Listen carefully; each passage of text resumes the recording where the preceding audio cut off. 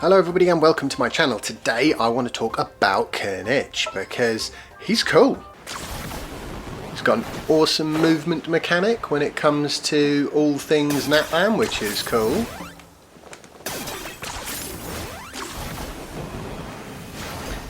Oh, something I haven't done. Always handy. So let's have a quick look at him as a character. Weapon wise, he's easy.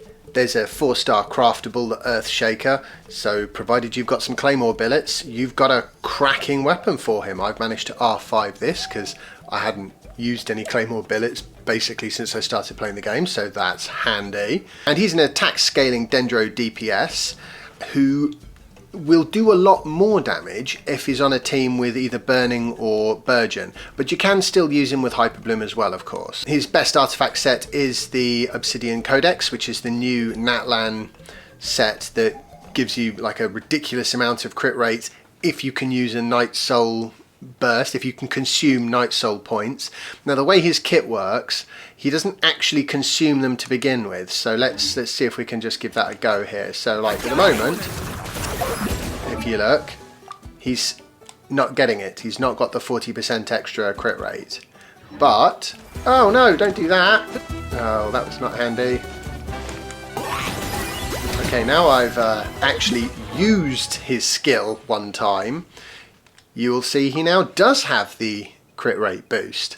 So he's not as good a user of it as, say, Milani, who basically all of her damage will come with the extra 40% crit rate because she uses Night Soul points straight away, whereas he builds them up and then uses them.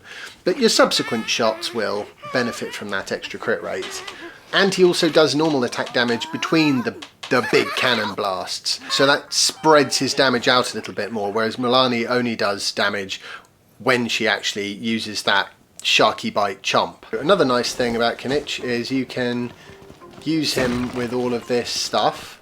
You don't have to go find yourself, you can just use Kinich, that's cool. There we go, look at that. Everything I've always wanted in life, although of course the game will always give you, you know, the necessary dinosaurs if that's what you happen to need. I need to get myself one of the these rocks, yeah. So I want to do pretty quick guide is the idea here. So if you're not in Natlan, you can't use this swingy jumpy skill more than once, which is a shame, but to be honest, around Natlan it is pretty darn overpowered. So yeah, that's cool. In terms of skill priority, normal attacks, forget about it.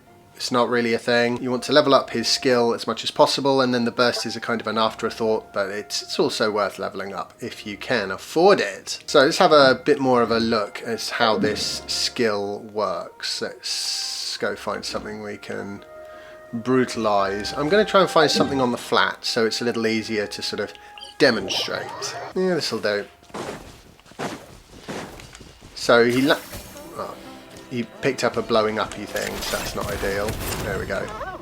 Locked up. Right, so now you do not.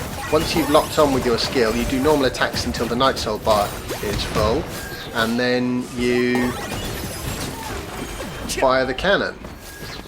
And something that's nice is, although the sort of pew pew shots don't count as normal attack damage, they do count as normal attacks. So what that means is that somebody like Sing Sho, his rain swords are going to proc off of Kinich's skill pew pews.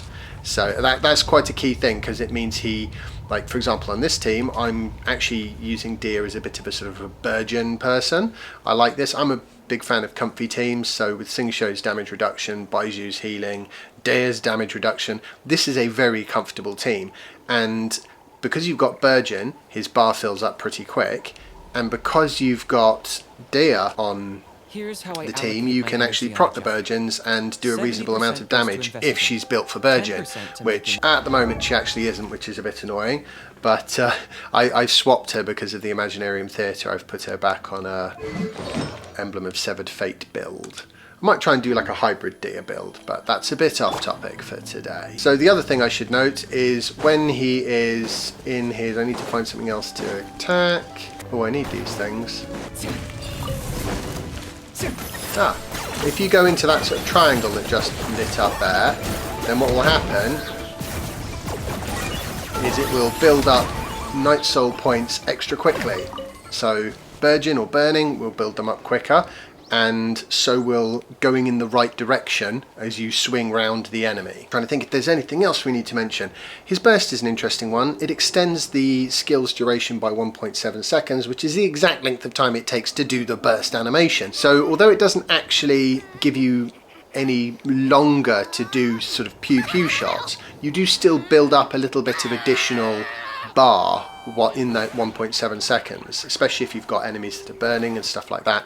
So it's worth doing, basically, is what I'm trying to say.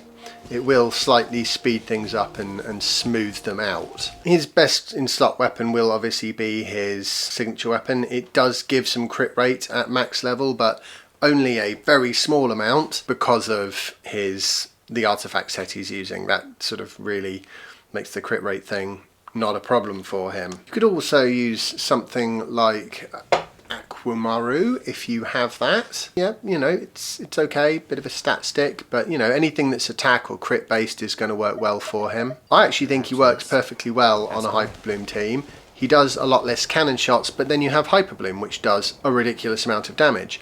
I do feel that Burgeon is probably the best of both worlds though, because you have the Burgeons and you have his personal damage being quite a bit higher. And in this team, you've got loads of damage reduction, which is also nice. And also I like the fact that once you're flying, you can always do a skill if you want. You don't have to wait. It's cool. Right, I need to kill this thing because I'm actually currently building my Kujosara. The fact that he moves so much, I find, does actually give him a fairly large amount of fairly good survivability.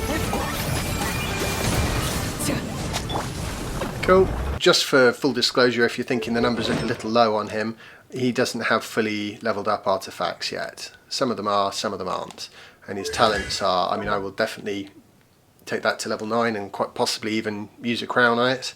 That I'll probably take to level 8 or 9, probably 9 over time, and that I'll probably just completely leave alone, to be honest. Yeah, so he's a reasonably flexible character, and I think he's a pretty good pickup actually in lots of ways. You know, his movement, whilst it can be a bit annoying sometimes, does also give him a fair amount of survivability just by virtue of the fact that he's constantly moving and it's fairly rapid, so he will just naturally miss a lot of attacks, which is cool. And he works well on a fairly wide variety of teams. I certainly wouldn't let yourself be put off by the fact that will do less personal damage on Hyper Bloom.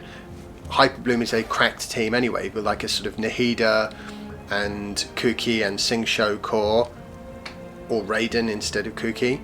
You've got a really solid team that's going to do a huge amount of damage. And you've got like 1 day left if you want to get him.